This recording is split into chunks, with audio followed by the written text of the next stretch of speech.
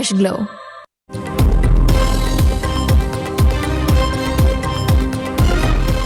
Iran की नई तजवीज़ से मुतमईन नहीं हूँ। ईरानी क़यादत में कोई कुछ कहता है और कोई कुछ। अमरीकी सदर ट्रंप का कहना है ईरान की मौजूदा क़यादत कन्फ्यूज्ड है और तकसीम हो चुकी है। ईरानियों को ये भी आइडिया नहीं कि इनकी क़यादत किसके पास है। अब जंग या सफारती हल में से एक का फैसला करना है। ईरान से मुज़ाकरात जारी, यकीन नहीं किसी नतीजे पर पहुँच सकेंगे। तेहरान हुकूमत ऐसी चीज़ें मांग रही है जिस पर इतफाक़ नहीं कर सकता। ईरान के खिलाफ फौजी कार्रवाई के लिए कांग्रेस से वोट लेने के हक में नहीं। ये कानून अक्सर सदारती इख्तियारात से तजावुज़ करता है। ज़्यादातर लोग इसे गैर कानूनी समझते हैं। अमरीकी सदर डोनाल्ड ट्रंप की वज़ीर-ए-आज़म शहबाज शरीफ और फील्ड मार्शल सैयद आसिम मुनीर की एक बार फिर मद्दाह सराई। जंग के खात्मे के लिए पाकिस्तान की लीडरशिप ने सालसी का काबिल कदर काम किया। वज़ीर-ए-आज़म शहबाज शरीफ और फील्ड मार्शल सैयद आसिम मुनीर की बहुत इज्जत करता हूँ। फ्लोरिडा में तकरीब से खिताब, मीडिया से गुफ्तगू।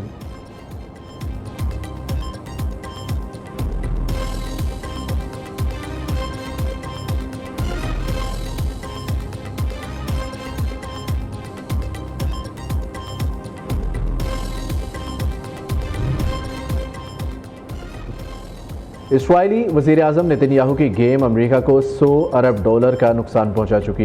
ईरानी वज़ीर ख़ारजा ने कहा ईरान जंग की लागत पेंटागन की दावा करदा रकम से 4 गुना ज़्यादा है। हर अमरीकी घराने पर बोझ माहाना $500 तक पहुँच गया, जो मुसलसल बढ़ रहा है। अब्बास अरागची सफारती महाज पर सरगर्म। सऊदी अरब, तुर्किया, मिस्र, कतर, इराक और आज़रबाईजान के वज़ीर ख़ारजा से राब्ते। अमरीका के साथ मुज़ाकरात और सीज़ फायर से मुतल्लिक़ ईरान के मौक़िफ़ पर गुफ्तगू। खित्ते में कशीदगी के खात्मे के लिए ईरान की कोशिशें जारी है। ईरानी पार्लियामेंट के नायब स्पीकर अली नेकजाद ने कहा कि आबने हुर्मज़ कोई बैनुल-अक़वामी आबी गुज़रगाह नहीं। आबने हुर्मज़ अपनी पिछली हालत में वापस नहीं आएगी। आबने हुर्मज़ पर ईरान का फितरी हक है। जायज़ मौके पर बहुत मजबूती से खड़े हैं।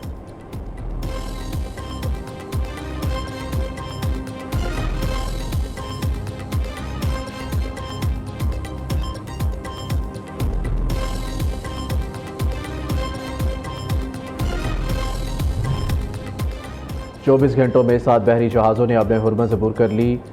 Data and analytics firm Kpler के मुताबिक अपने हुर्मज़ अबूर करने वाले जहाज़ों में से 4 जहाज़ तजारती थे, जबकि 3 जहाज़ तजारती नहीं थे।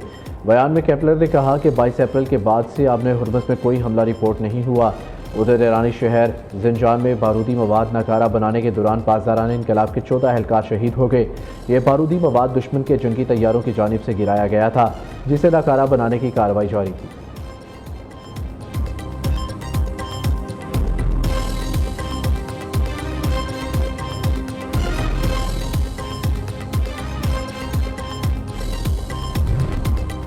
ईरान ने अमन मुज़ाकरात की बहाली के लिए शराइत में नरमी कर दी। अमरीकी अखबार का दावा वॉल स्ट्रीट जर्नल के मुताबिक ईरान की नई तजवीज़ में ये पेशकश की गई कि अपने हुर्मज़ खोलने से मुतालिक ईरान की शराइत और अमरीका की जानिब से हमले बंद करने और ईरानी बंदरगाहों पर नाकाबंदी ख़त्म करने की ज़मानतों पर बैवक्त बातचीत की जाए। नई तजवीज़ में ईरान के जौहरी प्रोग्राम से मुतालिक मामलात पर भी बातचीत को अमरीकी पाबंदियों में नरमी के साथ मशरूत किया गया है। ज़राए का कहना है कि ईरान ने सालिसों को इशारा दिया कि अगर अमरीका नई तजवीज़ पर आमादा हो तो वह आइंदा हफ्ते के आगाज़ में पाकिस्तान में मुज़ाकरात के लिए तैयार है।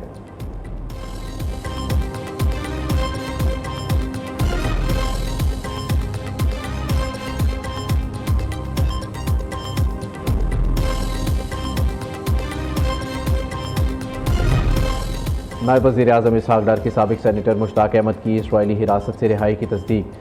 इसहाक़ डार ने कहा मुश्ताक अहमद को इसराइली अफवाज ने गैर कानूनी तौर पर हिरासत में लिया था। साबिक़ सेनेटर की रिहाई के लिए यूनानी हुक्काम की सहूलतकारी पर शुक्रिया अदा करते हैं। मुश्ताक खान की इस्तांबुल वापसी और पाकिस्तान रवानगी पर तुर्क क़यादत की मशकूर है। गज़ा के महसूर अवाम के लिए अमदाद में रुकावट डालना नाकाबिल कबूल है। पाकिस्तान अपने फ़लस्तीनी भाइयों की गैर मुतसलसल हिमायत जारी रखेगा।